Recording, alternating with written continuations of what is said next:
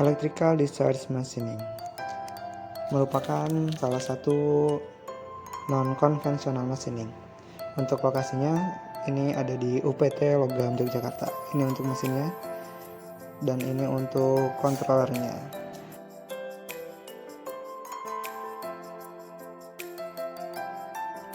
Ini untuk bagian dari komponen-komponen mesinnya. Mesin yang di sini adalah CHMER 75EZ. Nah, EDM ini biasanya digunakan untuk melakukan proses machining yang tidak bisa digunakan oleh mesin turning. Jadi kalau untuk mesin turning atau milling itu ibaratnya seperti traktor dan EDM ini seperti cangkul. Jadi untuk sisi-sisi yang mengkilat yang tidak bisa diproses oleh machining, untuk EDM itu bisa. Nah, prinsip kerjanya itu untuk mesin EDM ialah dengan mensortkan antara positif dan negatif. Nah, karena elektron akan bergerak dari sisi negatif ke positif. Jadi mesin EDM ini seperti petir ya, yang saling menembakkan, namun dalam hitungan ya sepersekian detik. Nah, seperti ini.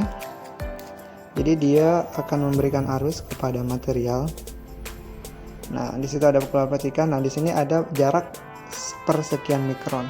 Makanya mesin EDM ini merupakan mesin yang sangat presisi. Jadi mesin ini memakan ion by ion.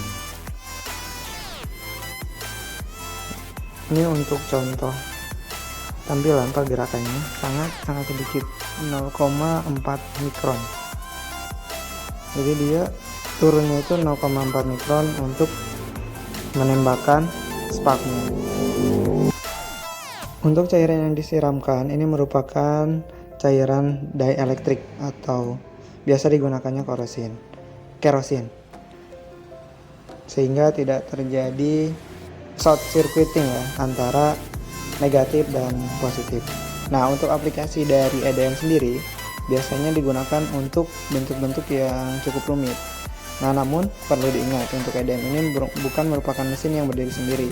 Jadi dia memerlukan dies atau cetakan untuk membentuk dari material bahan yang kita inginkan.